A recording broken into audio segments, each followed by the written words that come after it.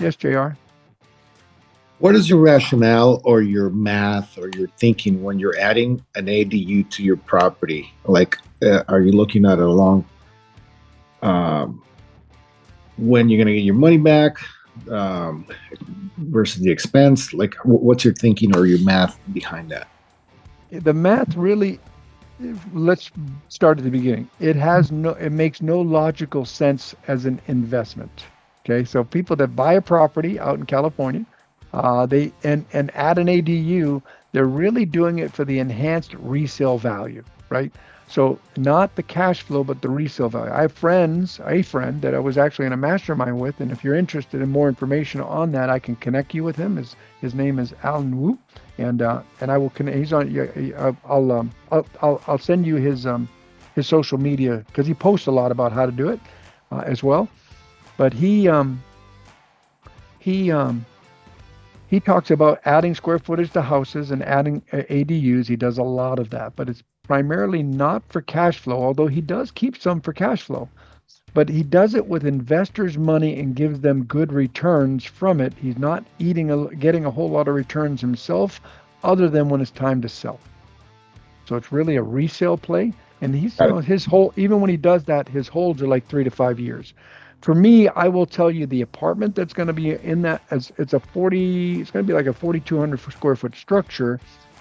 1,200 of that, 1,180 is an apartment that'll bring about $2,800 a month.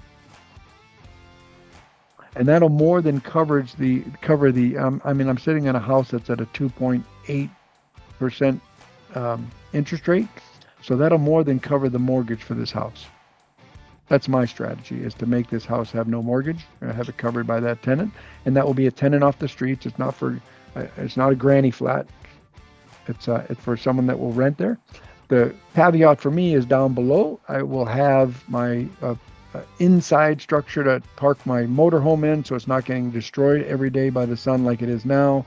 A place to have my toys. I will have a lift in there. I have a lift in the backyard under a tarp that I've had for. I've got a lot of equipment that I had for a long time, and I'll just share the story with you. When I sold my stores, as you know, I did.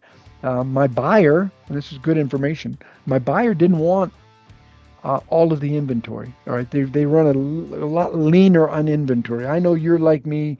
You know that if you don't have an air filter, you can't sell an air filter on a weight or oil change. So I was overstocked with that stuff to make sure.